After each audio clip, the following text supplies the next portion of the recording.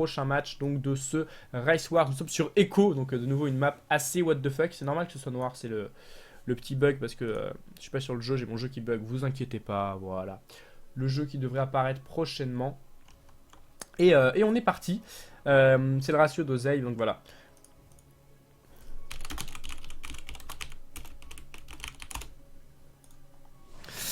Et donc voilà, on est parti, on est sur Echo, donc c'est très particulier, les deux joueurs qui n'ont pas l'habitude de jouer sur cette map. Nous sommes de nouveau en BO3 et on est parti avec ici en haut à gauche de la carte représentant aucune team, puisqu'il me semble qu'il est teamless. Il avait l'air perdu le pauvre. Bah, bien sûr je suis perdu puisque je ne parie pas, donc je ne peux pas savoir comment fonctionnent les paris si je ne parie pas. Et ça fait bizarre parce que j'ai l'impression que les maps Legacy of the Void sont assez sombres et là on se retrouve sur des maps HOTS assez éclairées. Et donc nous avons de rien. Ah non, je suis ignoré. Pas du tout. Merci beaucoup Blaze pour ta remarque aussi au niveau des paris. Donc voilà, au niveau de tout ça, si vous mettez 10€ sur live, vous en gagnez 20. Si vous mettez 10€ sur MC, vous en gagnez 16,70. Donc merci pour ces petites précisions qui montrent bien combien tout simplement de chances ont les gens de gagner. Et vous, n'hésitez pas à aller parier sur le site aussi, ça pourrait être marrant que vous pariez. Comme là, on voit que live est plutôt chaud. Moi, je mettrais bien 10 boulettes sur live. Quoi qu'il en soit, on est parti en bas de la map en Terran bleu, le joueur de la team Zbenu. Il s'agit tout simplement du joueur coréen Terran bleu live qui vient de donner un point à l'équipe Terran en ayant gagné 2-0 contre Yon. Et en haut à gauche de la map, ici en point d'interrogation, Amuchuo en coréen. Il s'agit du nom nommé Minchul, le grand joueur MC qui a gagné un des joueurs qui a gagné le plus d'argent sur StarCraft 2, un mec qui s'est mis bien comme on dit. Donc voilà, on est parti, il est parti sur un petit build LOTV hein, avec un petit CC, un petit Nexus first, un petit Nexus pardon après la gate, alors que du côté du Terran on part aussi Reaper Expand assez classique. Et donc du coup comme nous dit Kazkami, c'est vrai qu'il n'y a pas longtemps que tu as le droit de parier non plus. Après il vient à peine d'avoir son bac le pauvre. Oh là là, ça fait les gens, ça fait les méchants sur ma jeunesse, etc. Mais détrompez-vous, détrompez-vous. Vous ne savez pas ce qui m'est arrivé. Tu sais pas d'où je viens, ok. Non, mais c'est vrai qu'après les paris, voilà, c'est un truc, tu vois.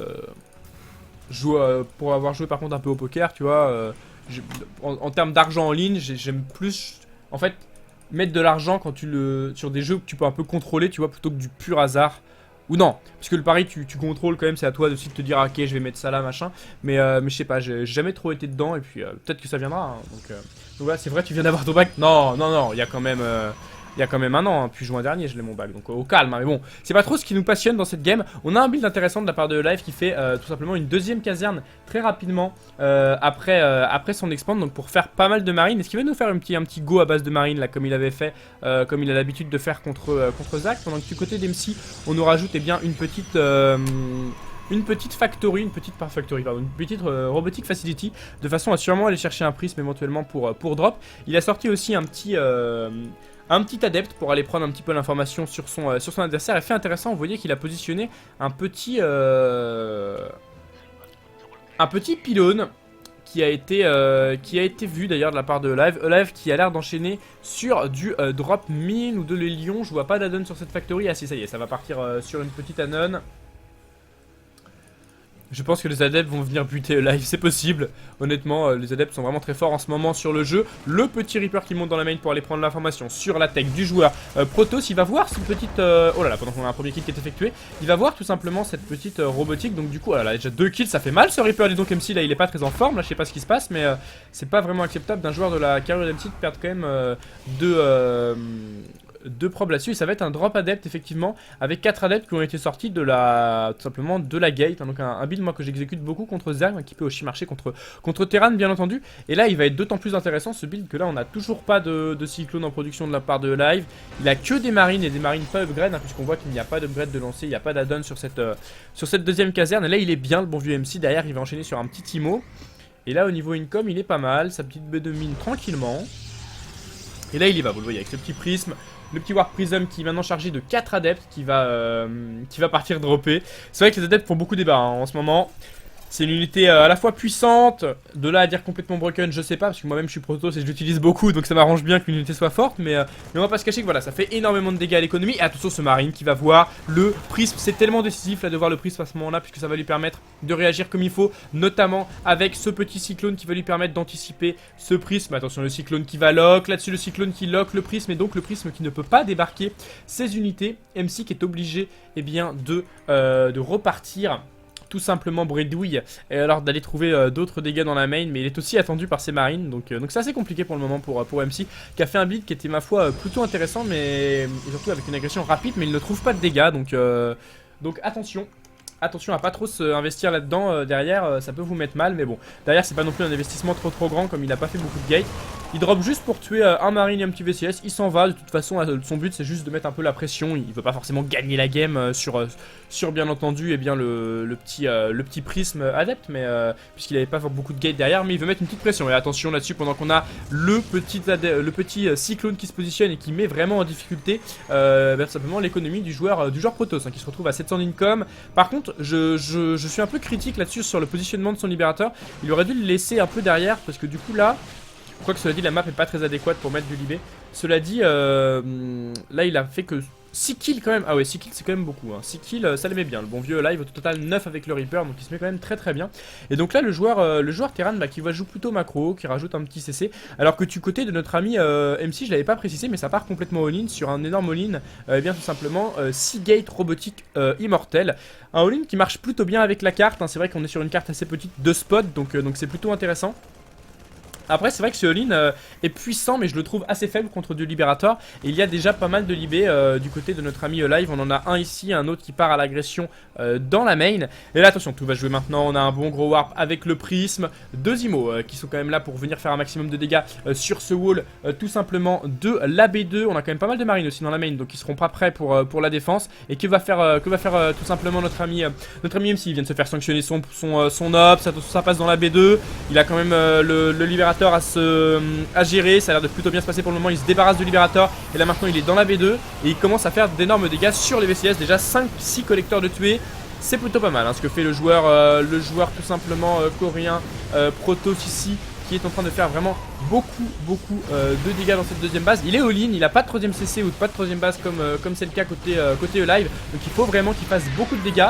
Pour l'instant ça va, il a pris 11 workers, je dirais qu'il faut qu'il en prenne encore une bonne dizaine s'il veut pouvoir s'imposer. Attention le steam qui vient de se terminer, les libérateurs qui se repositionnent aussi, 3 libérateurs qui vont vraiment obliger MC à se décaler et du coup à prendre beaucoup de dégâts pendant que son armée se déplace. Après notons quand même que Live n'a plus grand chose au niveau de son armée terrestre, outre les libérateurs, pardon.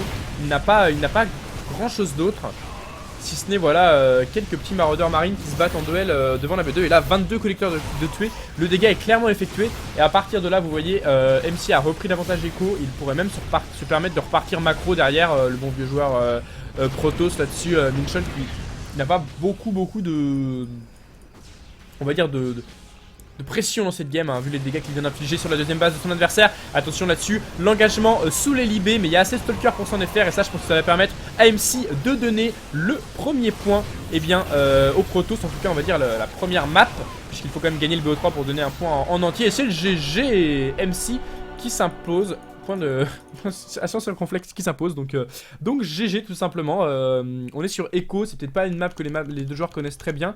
MC a fait le choix tout simplement d'un build assez agressif, et il faut dire que ça a plutôt bien payé, puisque là vous avez vu, il a pas flanché, il a fait son build bien carré, il est arrivé, bien gérer son agression, et voilà, c'est le GG. Et je pense que là il aussi a manqué un peu de scout, a manqué un peu de lucidité en se disant bon là qu'est-ce qui se passe, est-ce que ça joue macro, etc. Il a pas vraiment été prendre l'information, et du coup il se fait un petit peu surprendre là-dessus, c'est un petit peu dommage, mais c'est pas grave. La prochaine game qui va donc se lancer. Je vous rappelle aussi les statistiques de Paris. Et bien sur ce match on a une cote à 2 pour Live et à 1,67 pour MC. Donc pour l'instant les pronostics de Paris qui sont respectés.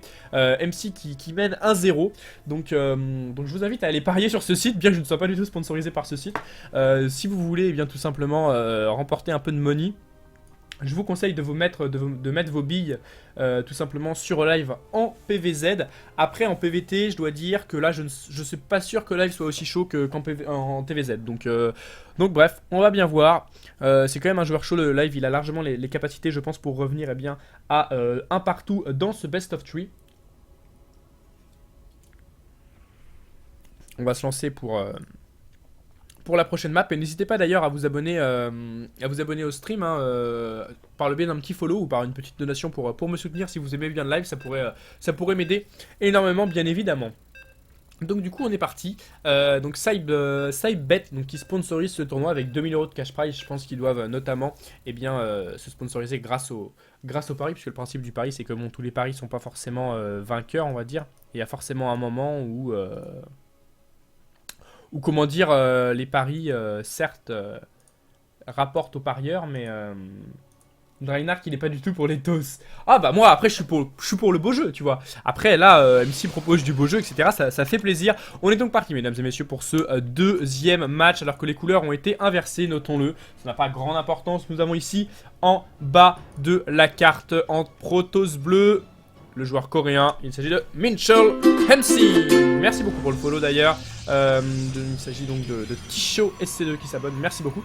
Et donc voilà, MC qui a pop ici en menant 1-0 en bas de Ducks Tower, une map un petit peu plus Legacy of the Void. Ici en haut à gauche de la map, le joueur de la team Sbenu qui a proposé du beau jeu mais pas assez pour se défaire de MC en première game. Il s'agit de Alive, le joueur Terran rouge donc, pendant que les maps ont été inversées.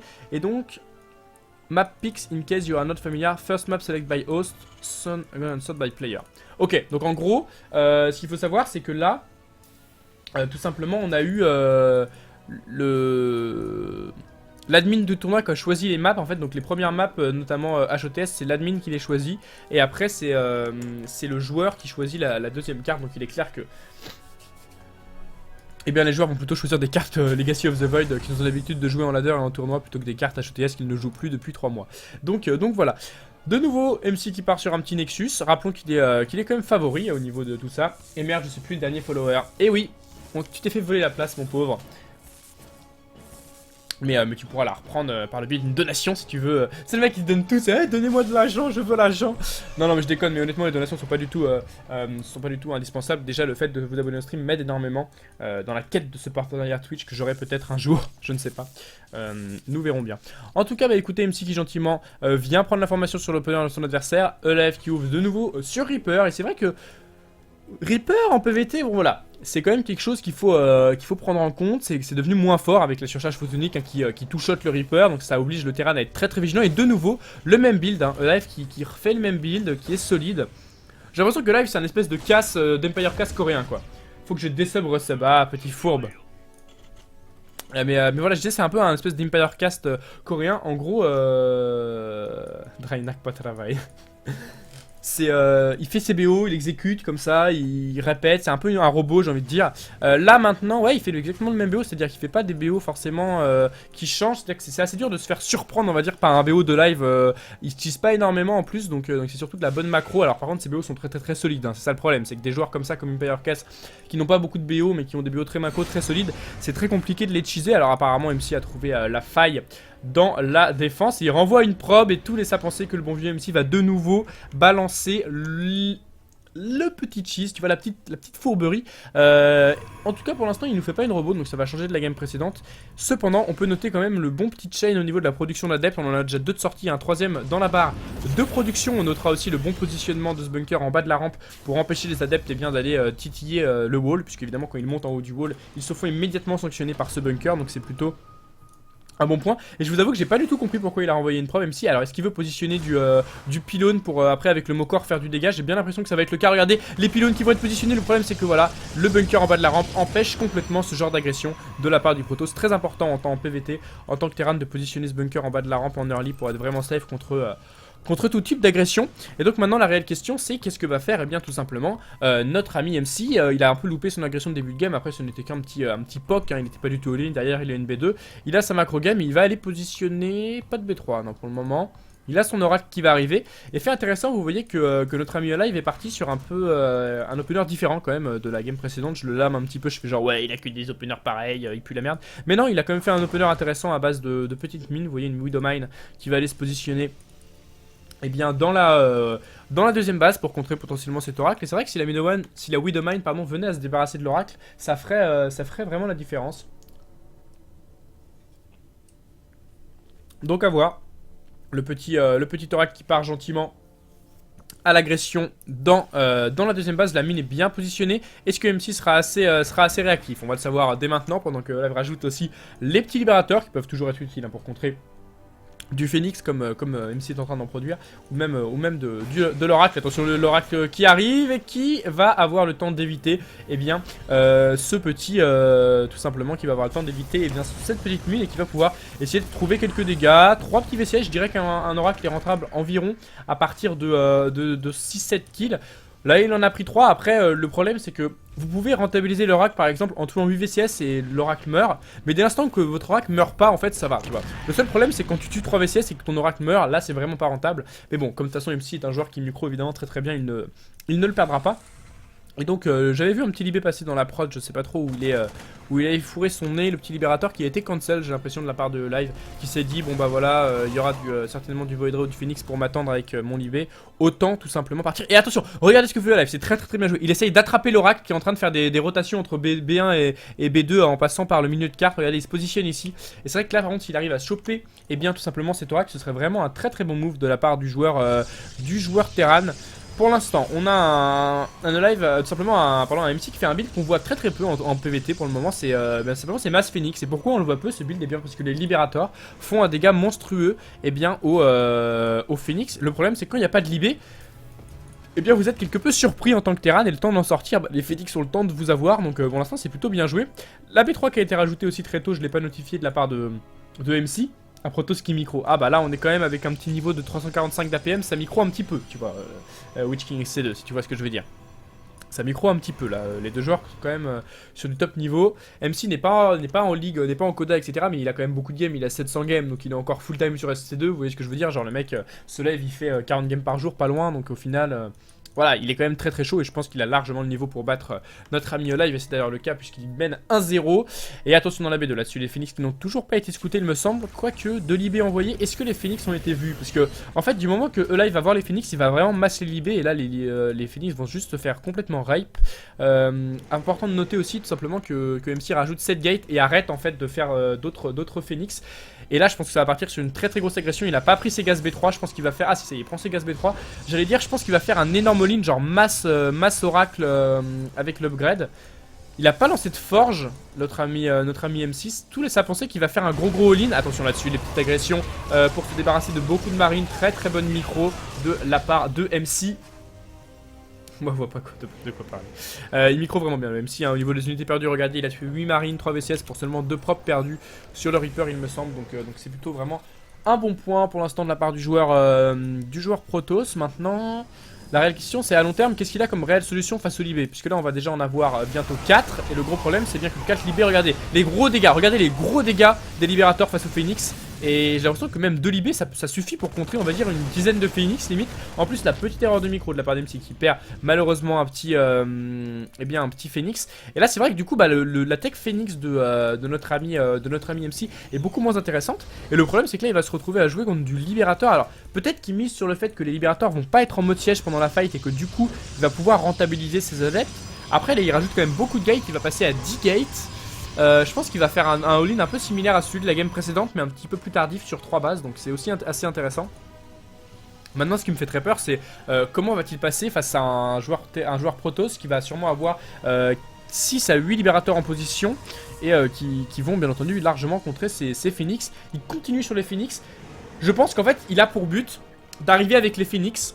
En gros il pose B4 en plus, c'est assez étrange. Je pense qu'en fait il veut pas forcément jouer all-in MC, mais sa composition d'armée est assez étrange dans le sens où il rajoute énormément de gates d'un coup. Souvent c'est un peu, voilà, ça veut dire qu'on veut un peu attaquer. Mais bon, quand il voit la défense de son adversaire, il se dit bon ça va être compliqué de all-in, partons macro.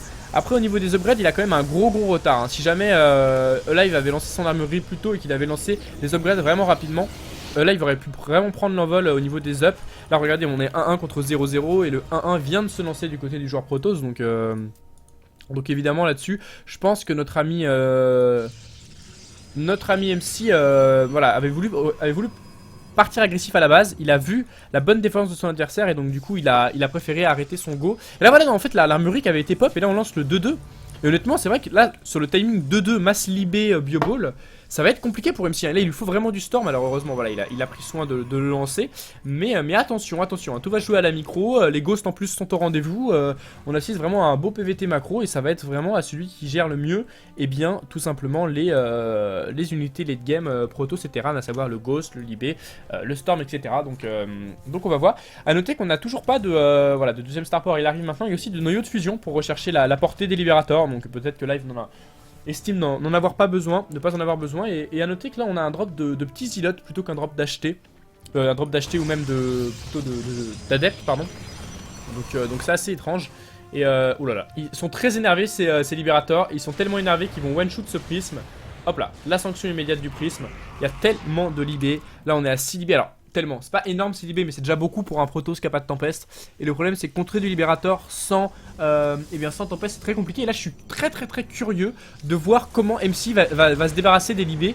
Parce que les Phoenix il va se les faire complètement rape. Honnêtement c'est très compliqué. Au niveau des up en plus c'est pas la folie. Il y aura tout simplement des ghosts pour en plus EMP les acheter. Donc les acheter vont pas pouvoir mettre autant de storm qu'ils le veulent sur les Libérators. Après il est bien au niveau de l'économie MC, faut noter ça, voilà il est à 200 de pop à 10 minutes, il a vraiment bien géré sa macro game. Il a ses 6 achetés qui sont en position, il va partir à l'agression. Mais moi ce qui me fait très peur en fait c'est le fait que les libés...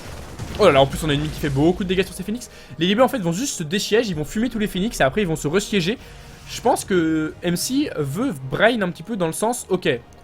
Je vais t'attaquer avec... Ouais mais là en fait le problème c'est qu'il s'en fout en fait Live. Il met les tourelles dans le sens du coup il aura même pas besoin d'enlever les libérateurs pour contrer les phoenix. Et là il faut qu'il switch sur du tempest hein, pour moi MC. Parce que là je vois pas comment il va pouvoir contrer un joueur Terran qui joue vraiment très bien avec un bon style de jeu. Ghost, Marine, Marauder, Libérateur qui est vraiment le style de jeu affreux comme tout Protoss.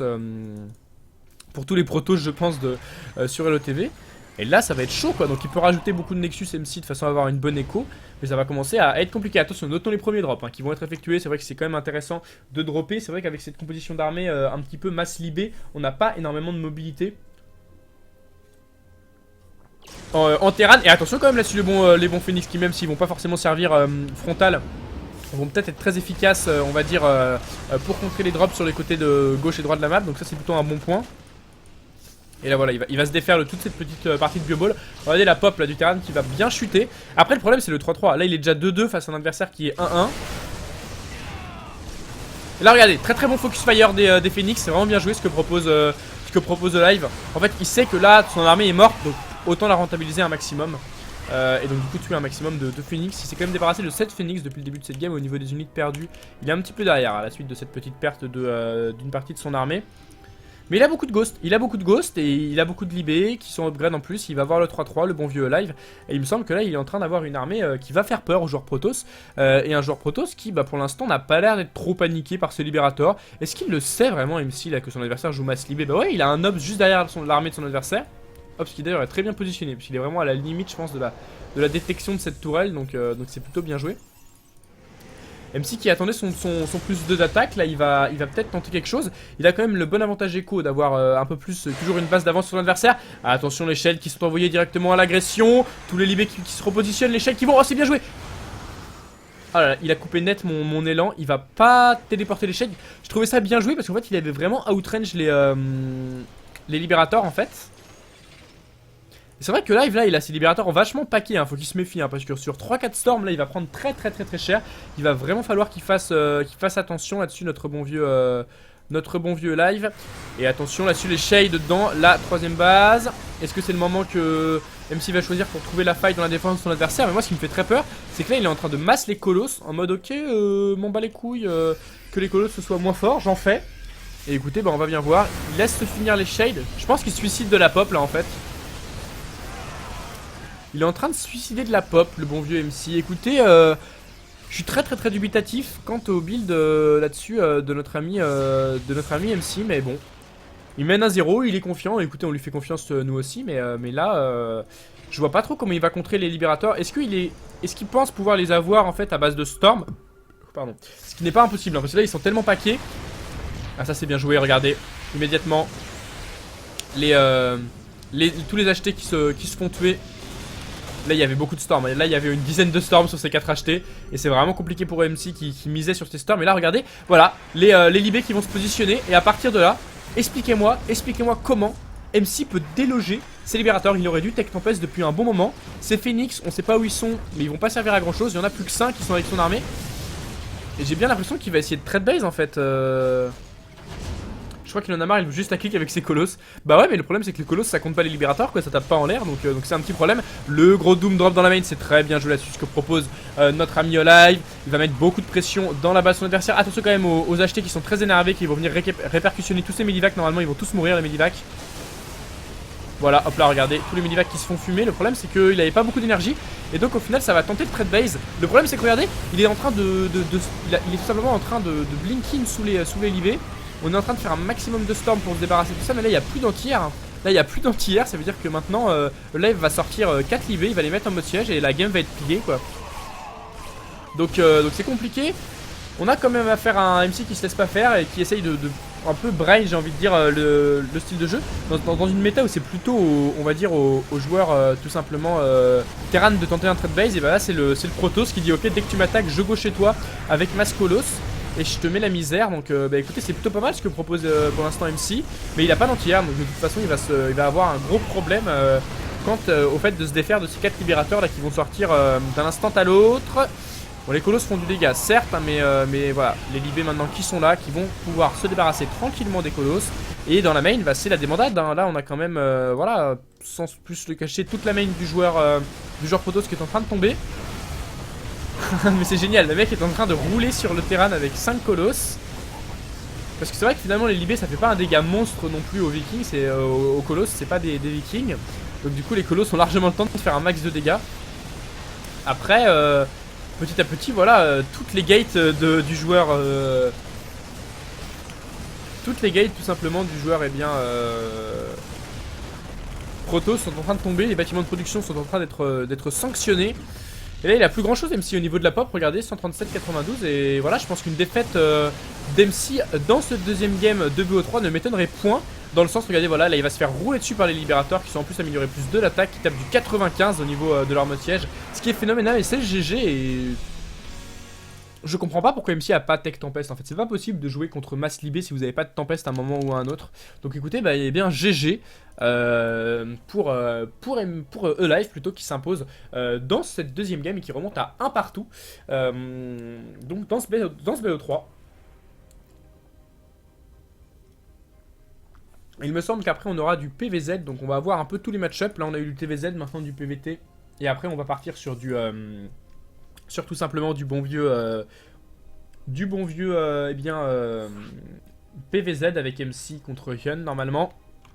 Je me permets de vous rappeler tout simplement les pronostics de Paris pour ce match qui ont été de tout simplement 55% pour MC avec une cote de 1,67 et E-Live a reçu 45% des paris avec une cote de 2. Donc je pense que tous les gens qui ont parié E-Live là sont bien contents qu'il ait pu remonter. Est-ce qu'il y a des gens sur le stream, des Français qui ont parié sur ces matchs? Ça me ferait vraiment plaisir de savoir. Dites-moi tout. Kylian Keso. Kemanne.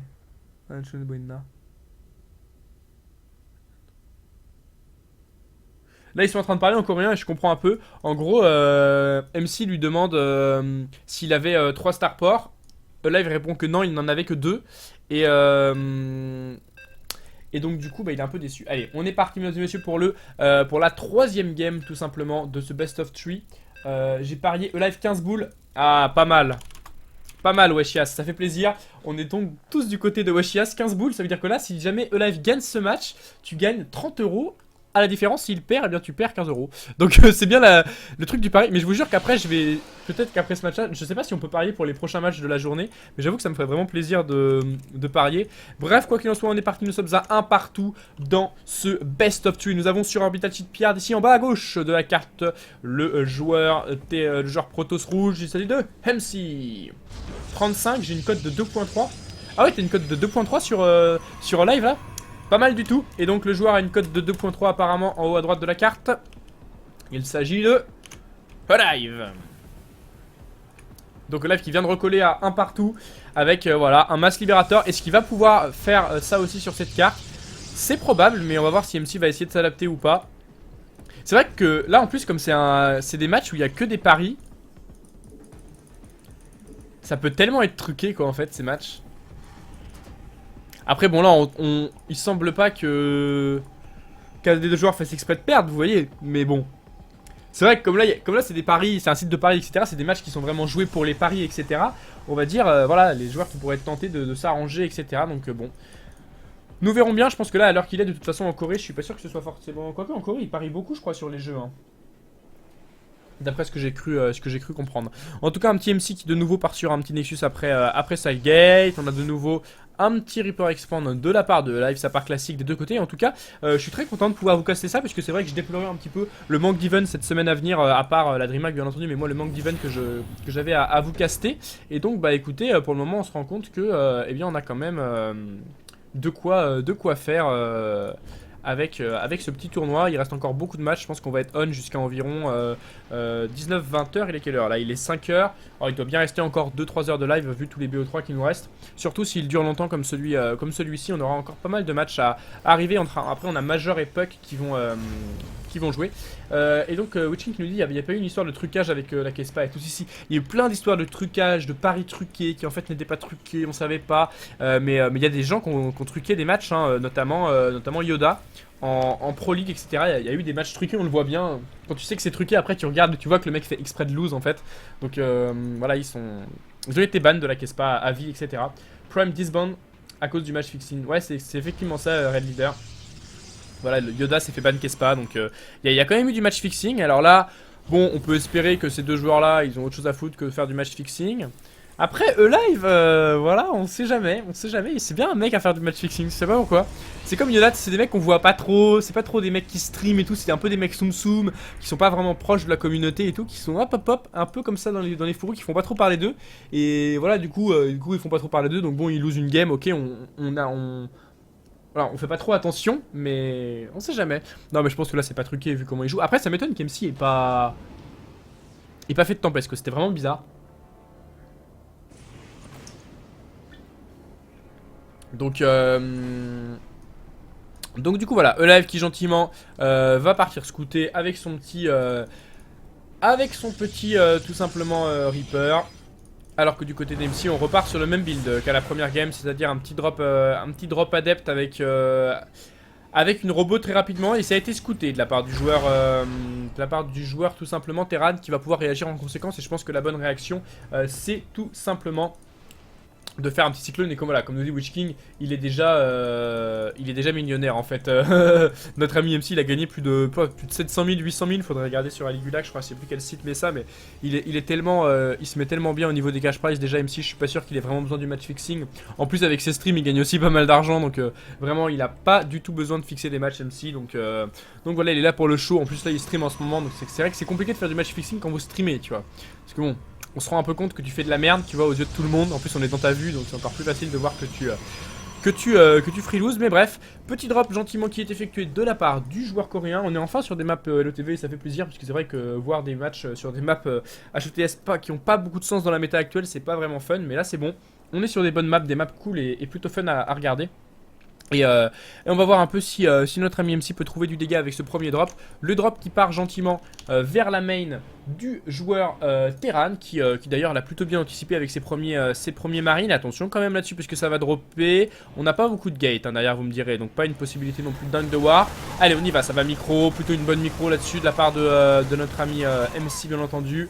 Il a perdu aucun adepte pour un kill de 3 Reaper, donc ce qui est plutôt acceptable. Alors que du côté de notre ami Live, on a fait un petit viking hein, pour se défaire, je pense, du prisme bien entendu.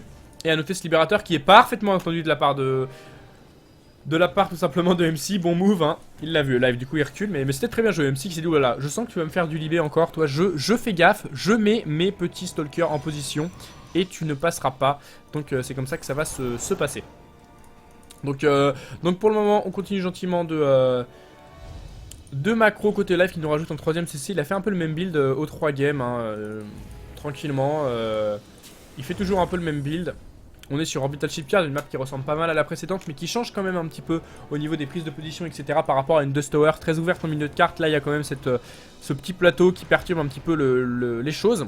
Et attention, puisqu'on voit un Blink et on connaît la force tout simplement de MC pour ses all-in Blink B2. Et ça fait plaisir de le voir partir sur une énorme agression Blink là sur de base. On voit pas beaucoup de protos faire ça actuellement. Et malheureusement il va perdre le prisme. Alors le gros problème c'est que du coup il avait vraiment besoin de ce prisme pour faire son agression. Et bien tout simplement pour aller warper du Stalker. Du coup à voir comment il va se débrouiller. Est-ce qu'il va refaire un autre prisme? Mais c'est vrai que heureusement pour Live que le prisme est tombé, sinon il aurait pris vraiment cher. Live qui n'a pas grand chose en défense, il a que des marines. Et là, autant dire que eh bien, notre ami MC va se mettre très bien au niveau de ce all-in. Si jamais il y parvient, puisque là il a juste Mass Stalker. Il voit avec ses ups que son adversaire n'a que des marines, donc il est très content. En plus, ses marines ne sont pas prêts d'avoir le shield puisqu'il n'est toujours pas lancé et le steam n'est toujours pas fini. Donc là, finalement, la chose qui fait vraiment peur à MC, c'est des libérateurs bien placés qui vont l'empêcher de blinker comme il veut. Mais a priori, ça a été scouté. Hein. A priori, là, il va tout scouter. Il a compris que vu le nombre de stalkers, ça allait partir agressif. Et regardez, il positionne très bien les libérateurs en mode vas-y, mon poteau, monte dans la main, je t'attends. Les libérateurs sont prêts à te recevoir. Donc écoutez, on va voir ce que ça va donner. MC qui n'a pas moins de 18 stalkers et qui a un autre petit prisme pour venir rally pointer un maximum d'unités. Je pense que là de toute façon il est un peu scouté. 45 prob, il s'est arrêté de droner. Et ça c'est bien aussi, hein. Live qui a complètement arrêté de faire des VCS. Il a bien compris que là il ne lui fallait plus de VCS mais bel et bien de l'unité pour reboot ce all-in. On est sur une map où finalement il n'y a pas vraiment trop de possibilités de blink-in dans... Et bien tout simplement la B2, oh là là, le gros blinking qui est effectué, les libérateurs qui étaient en position mais pas forcément au bon endroit. Il y a énormément d'unités de la part du joueur, tout simplement Protoss coréen qui va blinking dans toute l'armée du joueur, tout simplement Terran. Et là qu'est-ce que ça va donner? Tous les libérateurs qui sont sanctionnés, un bon warp d'unité, il n'y a plus rien au niveau de l'armée côté Live. Et j'ai bien l'impression que ça va permettre à MC tout simplement de partir sur un tout simplement sur un 2-1. Et malheureusement mon bon vieux Weshias qui avait parié, il me semble que c'était 15 boules sur Live, tu vas être bien déçu puisqu'après ce all-in, a priori MC va être en mesure de s'imposer tout simplement sur le score de 2-1. Après une deuxième game un petit peu plus compliquée, il a réussi à faire tout simplement la différence. C'est le GG MC qui gagne tout simplement 2-1.